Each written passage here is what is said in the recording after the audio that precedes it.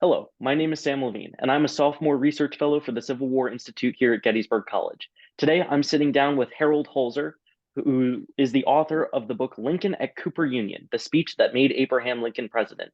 That's on the suggested reading list for this summer's Civil War Institute conference. So we're going to take some time today to sit down with Mr. Holzer and talk about his book. I'd like to thank you very much for being here today, Mr. Holzer. My pleasure, Sam. Thank you.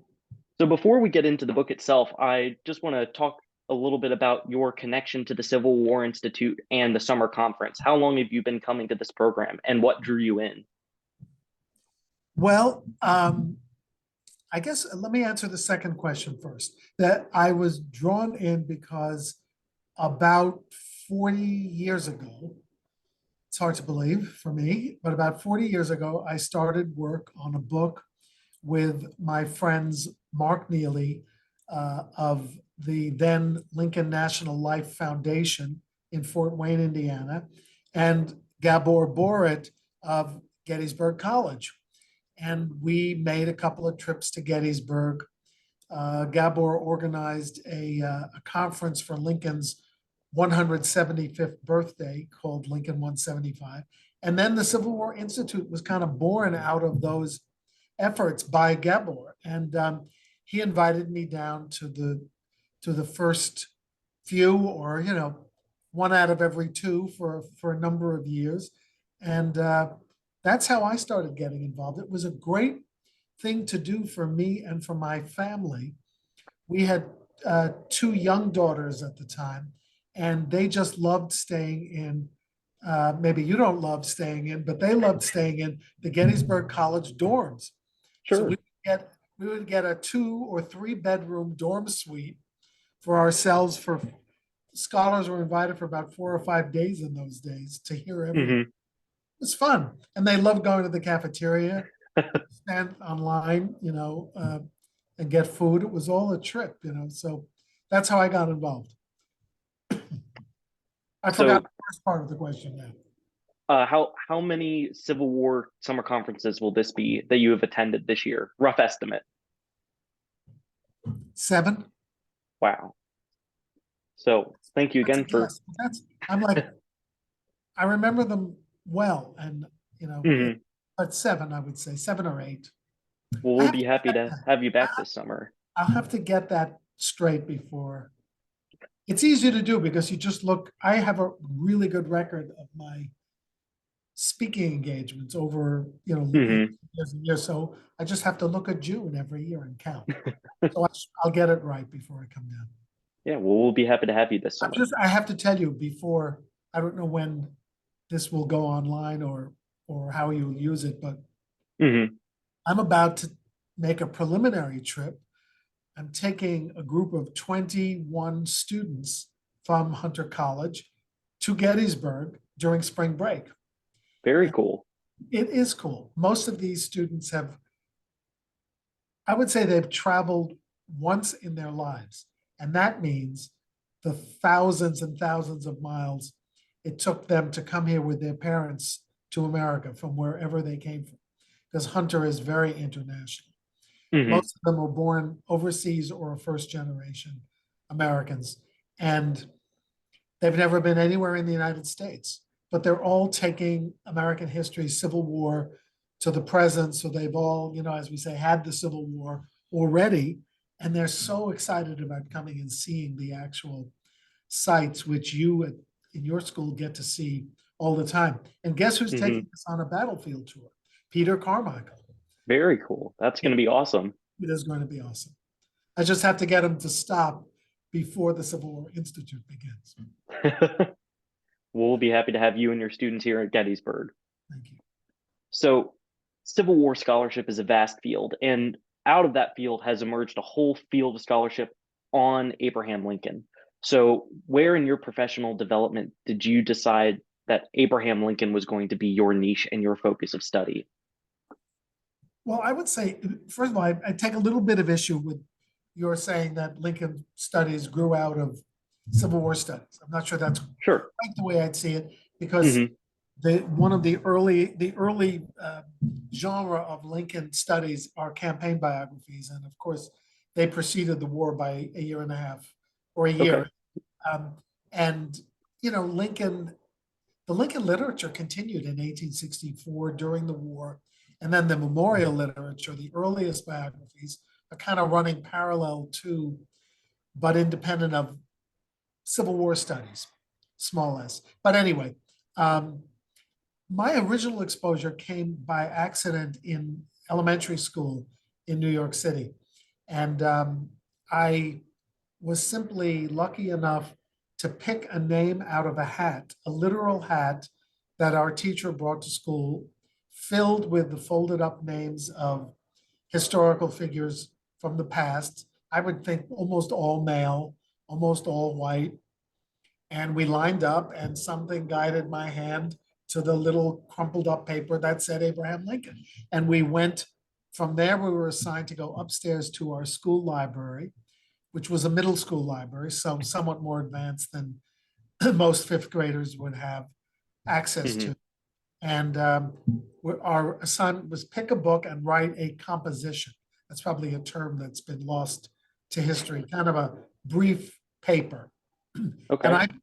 I went up and picked out a book called The Lincoln Nobody Knows by Richard Current, who I did quite a few programs with in Gettysburg over the years. He lived to 100 and was a mentor and a hero of mine. And that's how it started. It just took me over in a way. I was always interested in other things. I mean, um, I was interested in politics at that time. I was interested in presidential politics and was active in politics and local politics, and then professionally active in politics. I was interested in sports, not to play, of course, but to watch and follow in New York, and theater and music and all those things. But the Civil War was more important to me than the general academic world. I Hmm. excelled in the Civil War, maybe not at school, in other words. So it was really a driver. It took me over in a certain way, which I was lucky. I was lucky that all happened. It was also, I should say, part of this was fueled by the Civil War centennial. Hmm. 1960 was the Civil War centennial. And even though it was an imperfect commemoration by most objective standards, especially today, it really did not deal very much with slavery or black troops or anything like that, or much of this, but for a young white boy, the idea of like focusing on battles was pretty cool. And it was a lot of fun. You don't have to have a conscience when you're 11, or have something of a conscience, but not a fully developed historical conscience. So that was very engrossing. Centennial was everywhere, and Kennedy's not allowing the Centennial Commission to meet in a segregated hotel in Charleston. I still remember that. I thought that was so extraordinary that he had closed them down and forced them to stay at a federal fort, not Sumter, but a federal installation Hmm. that they could integrate at will. Just an amazing confluence of moments. Sure, that is incredible. So shifting gears to your book, what is so the title kind of speaks for itself. Cooper Union is the speech that makes Abraham Lincoln president. How do you think that speech does that for him? How does it reflect Abraham Lincoln as the politician that he is at the time, and how does it compare to his other rhetorical works at that point in his career? Well, you're going to give me two questions each time, which invariably makes the speaker forget the first question. I've just come off a program with the great Doug Brinkley. He was here in my shop in Franklin D. Roosevelt's home, which is a public policy institute. And the interlocutor asked him two questions repeatedly, and he would answer the second question first, and then he would say, "What was the first question again?" So if it's good enough for Brinkley, it's good enough for me to forget. So it's a defining moment and a test for many reasons. First, Lincoln had never spoken at length with a lot of publicity in the East. I mean, he made some campaign speeches in 1848 in Philadelphia. He'd been in Albany He'd never spoken in New York City. And, the song New York, New York could have been written in 1860. If you can make it here, you can make it anywhere. And the Hmm. reason for that is, maybe not the glare of Broadway, but it's because this was and is the media capital of the country. There were 200 newspapers here. I think close to 200 newspapers in 1860. You could drop a boulder in the prairies of Illinois and nobody would notice, but if you dropped a pebble in New York, everybody would hear it, which is a construct I've actually never thought of until this moment. But anyway, that's one way of putting it. So he accepts this challenge, and think of where he is at the moment. He's, I think, very much hoping to be an alternative to the leading candidates for president, and he sees a path very early of how to accomplish that, and that's by being middle of the road and yet being attractive as an orator, which is his trade and his genius and his extraordinary ability. He has a somewhat different style than the formal orators of the day in that he's kind of homespun. He says things amusingly. So it's a debut, it's a test, it's a political opportunity, all rolled up into one. And then the fact that he pulls it off when he doesn't even know when he arrives that he's going to speak at Cooper Union is kind of astonishing, considering he thought he was going to speak in Brooklyn at an abolitionist church. He had to do a lot of revising, and he didn't bring his laptop with him, so he had to do it all by hand, right? Hmm. And the remarkable thing is he emerges as a triumphant. It was a triumphant success. The rhetorical thing is he's still making very long speeches at that moment. And this speech is over 7,500 words long, not as long as Peoria, but as long as I would say the rebuttal speeches of the Lincoln Douglas debates are. They were about an hour and a half. And so it's a lot of words, and that was what was expected. If these folks in New York City were going to pay 25 cents to hear this speech, and that's what they had to pay, then they expected a good long evening's entertainment. And that's why after Lincoln was finished, there were 2 or 3 more speeches in Hmm. They didn't get out of there for another hour after Lincoln spoke for, and we're not sure how long, an hour and a half to 2 hours. So it was, like a Broadway opening night, and he passed the test. So to kind of move forward, you say you mentioned that Abraham Lincoln is trying to establish himself as a middle of the road candidate, and how does he address slavery and some of these controversial issues at the time in his Cooper Union address, if at all? Well, he does it, I think, ingeniously. He decides, well, he keys off an article that Stephen Douglas has just written called The Dividing Line. He wrote it in Harper's New Monthly magazine. And that's, for the author of the Kansas-Nebraska Act to do a piece in Harper's at that point was like, I don't know, it's like Ron DeSantis going on MSNBC for a softball interview. It's pretty unusual. Hmm. Or Joe Biden going on Tucker Carlson. I don't know. I don't know if students watch any of those things anymore. So I don't know. I can't do a TikTok analogy. We're But familiar with the concept. okay, good. So Douglas argued that the fathers of this country had ordained that the decisions over slavery should be localized. He's repeating and reframing the arguments for the Kansas-Nebraska Act and for popular sovereignty. So Lincoln decides, while still in Springfield, I want to key off that speech. I want to see what the fathers and the founders really thought. So he decided to go back to the signers of the Constitution. Clever point number 1, because if he had gone back to the Declaration, he might have gotten a different result.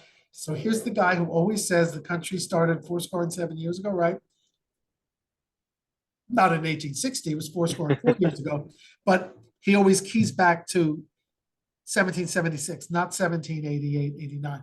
But for these purposes, it was fourscore and threescore and 17 years ago. He went back to the Constitution because he was likely to get a result more in his favor. And he did the research. He did all the research himself. Douglas had a historian helping him with his speech. And he went back and studied 39 signers of the Constitution and found that 21, which is a majority, had expressed the opinion that the national government could adjudicate the spread of slavery. And he judged their views on subsequent writings, on votes. Some of the younger signers voted all the way up to the Missouri Compromise. So, which is, 40 years, 35, 40 years. And he did a research. And so that was the middle of the road argument was, of course, Douglas knows what the fathers meant better than we did, and that was a laugh line. He repeated it 8 or 9 times. But he established a conservative constitutional argument for federal government's control of slavery. That was part one. Part two of the speech was to tell Southerners who were not in his hearing audience, and by and large, as far as I was able to tell when I wrote the book, it's going back 20 years for the research. The speech was not published in the South, maybe once in Richmond, but he addresses to Southerners, we are not a radical party. We do not seek to interfere with the institution of slavery where it exists, although we would like to put it on the course of ultimate extinction. All we are saying is it should not spread anywhere in the United States because the fathers of our country so intended. And Stephen Douglas, the father of popular sovereignty, said we should depend on the founders of the country for guidance. And only in part three do we see the real Lincoln, the zealous anti-slavery Lincoln. But he ends with this strong appeal that pro-slavery people can't make anti-slavery people into the villains in this piece. Slavery is the evil, not anti-slavery people. Right makes might, not the other way around. And he makes a strong appeal for freedom in the end. And along the way, he, disavows John Brown and goes into Hinton Helper's book, warning about slavery and abolitionism. So, but in the end, it's a ringing anti-slavery speech. But he's done it so brilliantly and so cleverly that he's gathering in a big tent of sympathizers, I think, to the arguments. That's very fascinating insight. I think that we've kind of covered the big talking points for Lincoln's Cooper Union address to get some insight, and I don't want to give away everything in the book. So I think this is a good point to kind of bring things to a close. I'd like to thank you again very much for your time and meeting with me here today. For those of you watching this interview, if you have any questions about this summer's Civil War Institute Summer Conference or any of Mr. Holzer's other work, feel free to look at our speakers list and our webpage, which you can find online. Thank you again for being here today, Mr. Holzer. It was a pleasure talking to you. Thank you, and I hope I see you at CWI. I'll see you there, sir. Okay.